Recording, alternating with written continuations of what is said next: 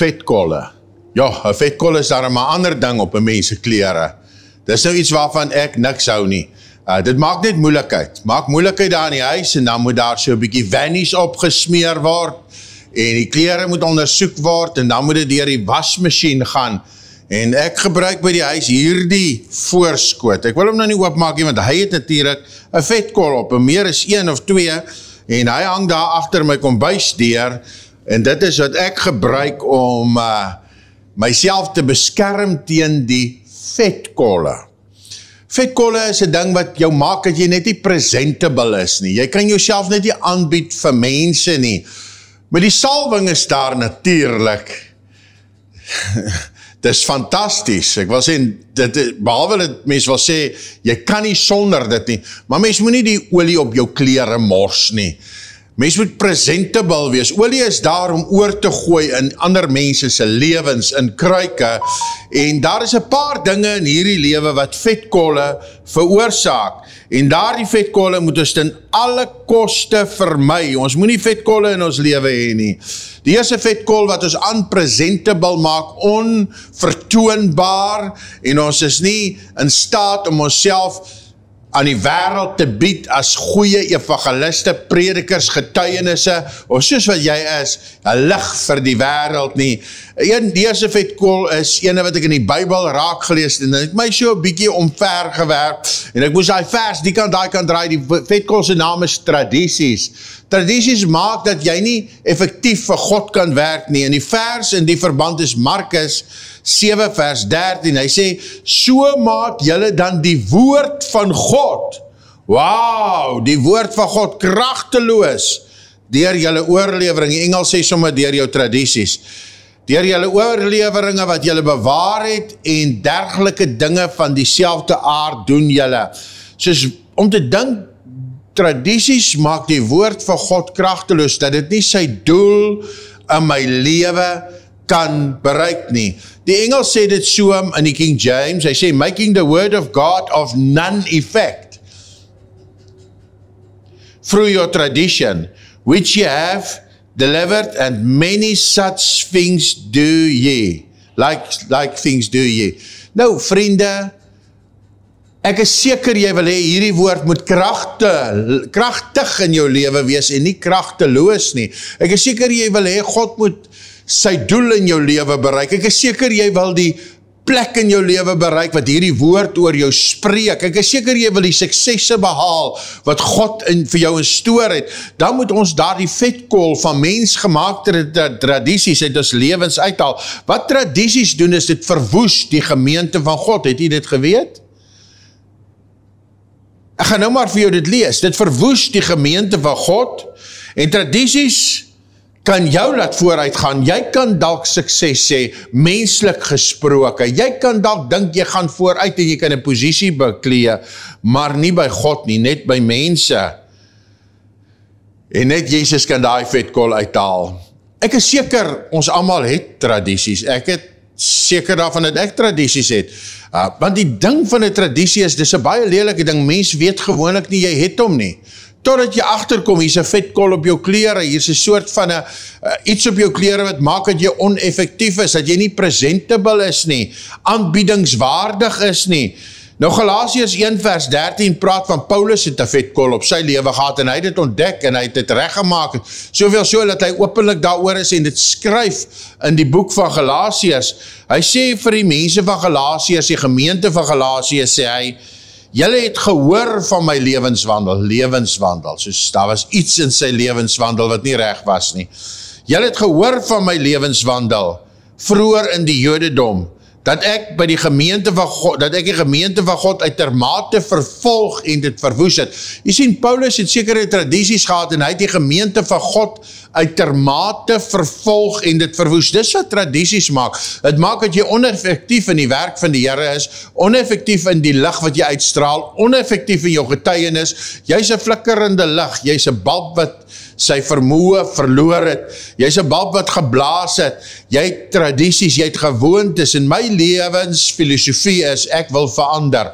Van jongs af is dit my lewensfilosofie, ek moet verander, ek moet kyk waar is daar gebreke, dan moet ek dit regmaak. O Here, ten alle koste, ek moet verander, en hierdie week moet ek nog verander, ek moet altyd verander, al kan ek sê little by little and day by day, he's changing me, nie week vir week of jaar vir jaar, nie day by day, en Paulus sê, ek het die gemeente van God uitermate vervolg en dit verwoes, en ek het vooruit gegaan, skryf hy Galasiërs 1:14, hy het vooruit gegaan, om te dink Paulus het met vetkol en al vooruit gaan, maar nie by God nie, by mense, in die proses van sy verwoestingswerk, hy het 'n posisie gehad, dalk in die kerk 'n posisie gehad, want jy sien by baie plekke word daar gebruike voorgestaan wat nie in die Bybel is nie, kerke doen dinge wat nie deur God voorgeskryf is, en daar kan dalk mense, moderators en voorsitters en leiers word, en diakens en ouderlinge en streeksopsieners, maar hulle is ver van God se woord af, hulle is eintlik unpresentable,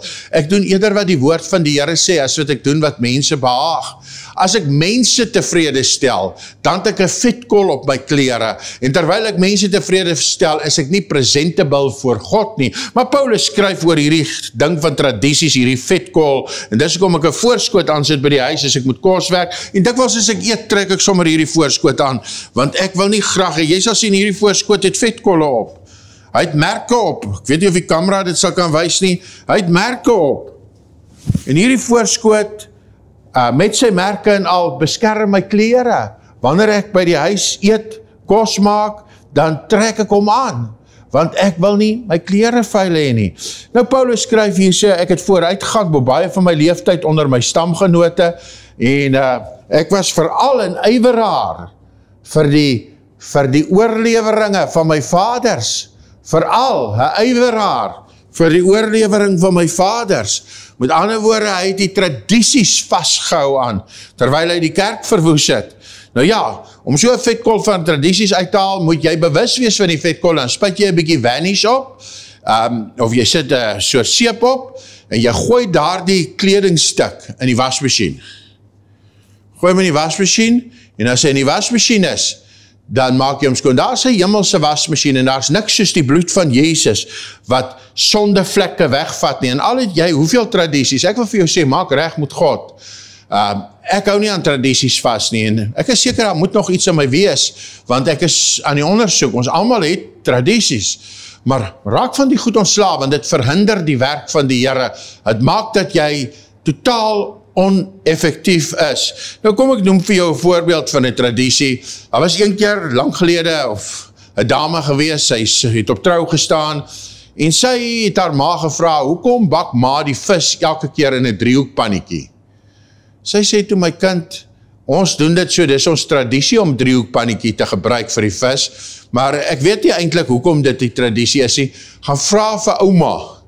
En hierdie kind gaan toe na ouma toe, ouma was nou al so hier by die 50 jaar oud, hulle het my jong getrou daai tyd se mense, hier by die 50 jaar oud was ouma al gewees, en gaan vra vir ouma, kom by ouma uit, en vra toe nou maar vir ouma, hoekom gebruik ons familie 'n driehoekpannetjie as ons visbak?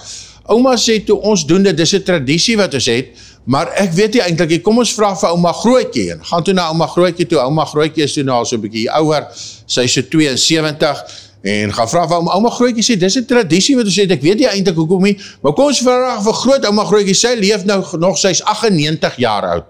Kom by groot ouma Grootjie, hoekom bak ons familie die vis in 'n driehoekpannetjie? Toe sê groot ouma Grootjie, weet jy wat, die rede is, ek en my ou man, oorlede ou man, ons is baie arm gewees, en ons het net een pan in die huis gehad, en dit was 'n driehoekpan gewees, en nou sny ouma die vis altyd in 'n driehoek, en dan bak ons die vis so.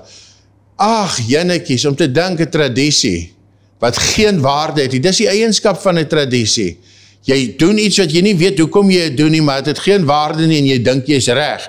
Ek het so 'n definisie hier neergeskryf, tradisies is daardie goed waarin mense krampagtig vashou, omdat hulle so geleer is, sonder om te weet, dat dit jou vooruitgang benadeel, en dit het geen voordeel nie, dit steel jou ego, maar dit benadeel alles wat tot groei en voordeel doen, dit streel, nie steel nie, streel jou ego. Nou as jy hierdie verse lys vir my wil hê, kan jy maar net vir my 'n WhatsApp stuur, vetkolle, verse lys van verse, vetkolle, gee ek vir jou my verse van vandag se aanbieding, gratis verniet per WhatsApp. Nou, tradisies is nie goed vir jou nie, dit kan maak dat jy minder effektief siele by die Here uitkry. Nou die volgende ding wat 'n vetkol is hierdie vetkol noem ek nou nie tradisies nie, dis die volgende ene, sy naam is the people pleasing vetkol, en ek het besluit, ek is nie meer 'n people pleaser nie. Ja, ek wil alles vir almal word, om in alle geval sommige vir Christus te wen, dit is nou maar so, ek wil mense probeer wen vir die Here, ek meen, dit is wat ons werk is, maar ek gaan nie mense tevrede stel ten koste van die evangelie nie, sodat die waarheid van die evangelie besoedel word, nooit nie. Galasiërs 1 vers 10 sê dit so, hy sê, hoe klink dit vir julle, wil ek nog in mense se goeie boekies kom? Galasiërs 1:10. Wil ek in mense se goeie boekies kom, of wil ek God tevrede stel? Ons moet kies. Wil ons mense tevrede stel, ek doop nou so, omdat my kerk so sê, maar God sê so, nee, ek wil eerder mense nie tevrede stel, en God tevrede stel, om mense ek doen dit nou so, omdat my oupa, my ouma dit so gedoen het, en dis ook om ons die Here so dien, maar wat sê die Bybel, hoe moet jy die Here dien? Vriende, Paulus sê, wil ek in mense se goeie boekies kom, of wil ek God tevrede stel? Probeer ek mense gelukkig maak? As ek nog steeds mense gelukkig wil maak, dan is ek nie 'n diensknegt van Christus nie. In hierdie vers het ek die kant toe gedraai, en daai kant, Paulus sê, dat is ek nie 'n diensknegt van Christus nie. Met ander woorde, hy sê, as ek in mense se goeie boekies wil kom, dan diskwalifiseer ek myself om 'n diensknegt van Christus te wees. En ek wil nie gediskwalifiseer wees om vir die Here te werk nie. Ek wil nie gediskwalifiseer wees nie. Ek is deur God aangestel in hierdie werk wat ek doen. God is my voorsiener. God is my bron. Dit verseker ek jou. God is my betaalmeester ook. God is my geneesheer. Hy is my alles. En ek wil eerder in sy goeie boeke wees. Want hy hou rekord van alles wat ek doen. En as ek mense se goeie boekies wil wees, dan kan ek nie sy werker wees nie, sy diensknegt wees nie, sy disipel wees nie. Ek wil hierdie bondel wasgoed van people pleasing business en hierdie vetkolle van tradisies, ek wil dit in die wasmasjien gooi. Ek wil nie unpresentable wees nie, ek wil nie die kerk van God verniel en verwoes nie. My vraag is, het jy wasgoed wat jy vir die wasmasjien van die hemel moet gee? Jy sien, wasserye is sekere dae van die week dalk oop, baie plekke elke dag, by vakansieoorde dalk sekere oggende, maar die hemelwassery is nou oop. Hy is nou oop. Hy is oop totdat Jesus weer kom, is hy oop. En tot dan het jy kans om presentable te wees, om jou hart met God reg te maak. Jy weet, baie gelowiges, hulle het hulle harte vir die Here gegee, but they are totally unpresentable. Hulle is vol vetkolle, hulle kan nie met daai klere, jy weet, 'n voorbeeld wees nie. 'n derde vetkol wat ek besluit het nie op my mondering pas nie, is die vetkol van stil bly. Jy weet, van stil bly het daar baie skade in die lewe gekom. Stil bly maak dat die evangelie, die waarheid van die evangelie belemmer word. Jesaja 62 praat oor hierdie vetkol van stil bly. Hy sê, omdat ek Sion liefhet, omdat ek Sion liefhet en na Jerusalem verlang jy ook na die goudstad, die nuwe Jerusalem, ons hemelwoning. Die Jesaja skryf so, omdat ek Sion liefhet en na Jerusalem verlang, kan ek nie stil bly nie. Ek sal nie ophou om vir die stad te bid nie, totdat daar vir haar geregtigheid kom, soos 'n nuwe dag en haar redding soos 'n fakkel brand. Ek gaan nie stil bly nie, totdat die fakkel van die Here in Suid-Afrika brand. Ek sal nie stil bly nie, totdat mense vasgemaak het om ook hemelbewoners te word, om ook hulle kaartjie, om hulle ook gereed te maak na die nuwe Jerusalem. Ek sal nie stil bly nie, terwille van Sion, en omdat ek Jerusalem liefhet, sal ek nie stil bly nie. Ek sal nie stil bly nie. Baie mense bly stil oor die evangelie, dis 'n vetkol op jou klere. You are unpresentable. Jy kan nie 'n diensknegt vir God wees nie, want as ons stil bly, dan lyk ons nie reg nie. Gooi daai stuk kledingstuk van stil bly in die wasmasjien. Nou die dag toe ek in 'n restaurant, en terwyl ek daar sit, kom die eienaar daarin, en omdat ek nie mag stil bly nie, en omdat jy nie mag stil bly nie, vraag die eienaar toe of ek nou maar iewers in die week sy personeel kan toespreek, net 'n opening vir hom kan doen, vroegoggend. Hy sê, sekerlik, ek gee vir jou my besigheid, dinsdagoggend, praat met my personeel, want ons mag nie stil bly nie. Jy het oral geleenthede om van God te praat. Martin Luther het baie jare gelede besluit om nie stil te bly nie, en toe het hy 95 stellings teen die kerk in Wittenberg gaan vaskap. 95 stellings, baie. Maar ek meen, hy was 'n gelowige, hy is 'n man van God gewees, 95 stellings gaan vaskap. En weet jy wat, sy 95 stellings het 'n totale reformatie, hervorming in die kerk bewerk van sy tyd. As gevolg van die 95 stellings het die protestante kerke ontstaan, die nie-katholieke kerke het hulle beweging gevind. Hy het nooit gedink, omdat hy gaan praat, omdat hy nie verder gaan stil bly nie, gaan hierdie dinge gebeur. As gevolg daarvan is daar liedere beginne geskryf, want die kerk het nie meer gesing in daardie tyd nie, daar was nie meer liedere wat die kerk God mee geloof het nie. As gevolg daarvan is daar weer liedere geskryf, en die kerk het weer beginne sing. As gevolg van sy 95 stellings, omdat hy nie stil gebly het nie, is daar weer sendelinge uitgestuur, en die wêreld is geëvangeliseer, sendelinge oor die hele wye wêreld. Esther kry hierdie boodskap van haar oom Mordegai, toe sy in die paleis as koningin sit, in die boek Esther 4 vers 14, stuur Mordegai vir haar 'n boodskap, hy sê, as jy in 'n tyd soos hierdie stil bly, gaan daar wonderwerke, uitkoms, gaan daar redding vir die Jode van 'n ander plek afkom. En ek wil vir jou sê, as jy daai vetkol van stil bly langer op jou klere dalk, gaan God iemand anders gebruik. Daar gaan redding van 'n ander plek afkom, en jy en jou familie sal uitgewis word. Vriende, dit is die harde realiteit daarvan. Ons kan nie bekostig om langer stil te bly oor die evangelie, oor die genade, oor die redding van God nie. Praat in die straat, as iemand by jou verbystap, ken jy Jesus? Kan ek jou vertel van hom? En Mordegai sê vir Esther, as jy in hierdie tyd gaan stil bly, sal God uitkoms van 'n ander plek afgee. God gaan iemand anders opwek om jou werk te doen. God gaan 'n ander wêreld evangelis opwek.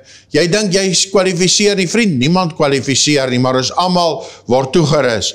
En nou sê die Bybel, jy en jou familie sal uitgewis word. Wie weet of jy nie miskien met 'n oog op 'n tyd soos hierdie koningin geword het. En ek wil vir jou sê, dis 'n tyd soos hierdie wat jy in die huis vir bejaardes is 'n tyd soos hierdie wat jy in daardie sake besigheid staan, is 'n tyd soos hierdie wat jy in die skool is 'n tyd soos hierdie wat jy hoofseun is 'n tyd soos hierdie wat jy die eienaar van daardie besigheid is wou auditeer is, sodat jy vir Jesus kan uitstaan en nie verder stil bly nie. Ek daag jou uit, raak ontslaaf van die vetkol, gooi jou klere in die hemelwasmasjien. Daar's niks soos die bloed van Jesus wat sonde vlekke uit weg was nie. 'n laaste vetkol wat ek wil noem, wat nogal redelik algemeen is onder baie mense, is die vetkol van fout vind. Fout vind in andere.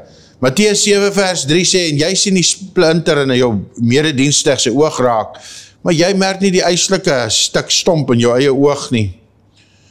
Jy wat vir jou medemens sê, kom hier, laat ek die splintertjie uithaal, wil jy nie maar die stomp wat in jou eie oog is uithaal, jou skyn heilig is, sê die Bybelboeke Matteus, haal eers die stomp uit jou oog uit, dan sal jy duidelik kan sien om die splinter uithaal, en ek wil hierdie vetkol aan die voorhou, onthou ek is besig met my eie lewe vir jare al, is ek met my lewe besig, heeltyd konstant, waar is daar verbeteringe nodig, heeltyd sê ek, Here, waar kan ek verbeter, waar kan ek regmaak, waar kan ek verandering in my lewe sien, wat moet ek anders doen, dit is my lewensfilosofie, en hierdie punt, hierdie vetkol sê, moenie fout vind in ander mense nie, wees besig met jouself, en ek vertel jou van my lewensfilosofie, terwyl ek jou vertel van vetkolle, wil ek vir jou aanmoedig om saam met my, ook aan jouself te werk, en dat ons ook nie so op ander mense se vetkolle sal wees, maar op ons eie lewe, dat ons nie so fout vind met ander mense nie. Ek lees 'n kort stukkie wat iemand op Facebook sit in hierdie week, eintlik so vroeg soos gister,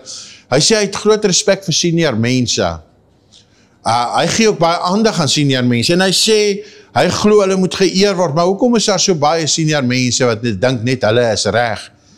En is nie 'n klap vir die senior burgers vandag nie, maar ek wil vir jou sê, as jy daai vetkol het, raak ontslae daarvan, daar's ander mense wat ook dalk reg is. Dalk doen jy dit beter as ander mense, maar gee hulle ook 'n kans om iets te doen. Hoekom is baie mense so foutvinderig met ander mense?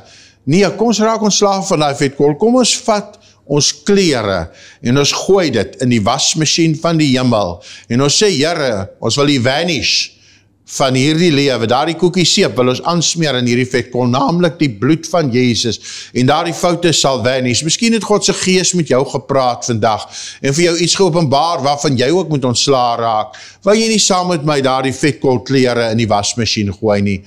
Ek gaan saam met jou bid. Het jy dit geïdentifiseer? Weet jy waarvoor jy wil bid vandag? Is dit tradisies waarvan jy ontslae wil raak, waarin jy vashou, en dit het eintlik geen waarde nie, behalwe dat dit jou goed laat voel, en die evangelie verder benadeel? Is dit miskien 'n geval dat jy mense altyd probeer please, ten koste van jou gesin, ten koste van die werk van die Here, of is dit dalk dat jy stil bly wanneer jy moet praat, of is jy 'n foutvinderige gees? As baie ander soort vetkolle, ek weet, mens kry tamatievlekke, jy kry grease, jy kry hierdie bouwersfoam, Villa-foam, daai goed kry jy moeilikheid kleer uit. Daar's baie soorte vlekke wat 'n mens kry. Maar ek het maar 4 vir jou genoem. Het jy een van hierdie vlekke? Kom ons bid saam. En as jy saam met jou kledingstuk in die wasmasjien van die hemel wil gooi, gaan ek nou vir jou bid. Ek gaan hierdie kledingstuk vat en hom so gooi in die wasmasjien van die hemel. As jy saam met my stem, sê net daar waar jy is, Here, ek gooi myne ook in. Ek is ook jammer, Here, ek wil skoon wees. Ek erken ek het 'n fout in 'n regstelling. Is jy gereed? Miskien is dit in jou huwelik wat jy nie kan vergewe nie. Miskien is dit waar die vetkolle sit, dat jy moet regmaak, dat jy moet gaan sê, jy's jammer. Miskien is dit waar die vetkolle is. Miskien is dit in jou verhoudings met seniors of met juniors, waar jy nie reg optree nie. Dalk is daar 'n vetkol. Kom ons bid saam. Ek gaan hierdie nou in die wasmasjien van die hemel gooi. Daar gaan hy. Is jy gereed? Kom ons bid saam. Here, dankie dat U ons sondes weggewas het. En die woord sê, kom na my toe, almal wat vermoeid en belas is. En ek kom na die wasmasjien van die hemel toe. En ek sê, change my heart, O Lord, make it ever new. Ek sê, Here, elke dag, day by day, nie maand vir maand of jaar vir jaar, day by day, every day, Here, wil ek verander, elke dag. En Here, wys vir my, laat ek my oë attent raak op daardie gebreke, miskien is dit daar koppigheid. Ek wil verander. Hier is my lewe, Here. Hier is my lewe. Van vandag af is ek 'n nuwe skepsel. Van vandag af help U my. Amen. Ek spreek oor jou 'n sagtheid van hart. Ek spreek oor jou, liewe vriend, 'n ontvanklikheid vir die woord van die Here. En ek seën jou in Jesus naam. As jy in die omgewing is, besoek my gemeente en kom dien saam met ons die Here. En as dit in jou hart is, wat ek glo dit is, om ons te ondersteun in ons werk, wil jy nie vir my die woord ondersteun, WhatsApp, en dan stuur ek vir jou ons besonderhede. Maar as jy net my notas wil hê oor hierdie gedagte, net die verse, dit is eintlik net 'n verse lys, is nie soseer notas nie, regtig waar net baie bondige verse lys. Dan stuur jy vir my vetkol, die woord vetkol, verse lys, die woord verse lys. En dan stuur ek vir jou hierdie per WhatsApp. Wat 'n voorreg om ook vir jou iets te gee, om jou te dien op hierdie manier, en dit is vir my baie lekker om dit te doen.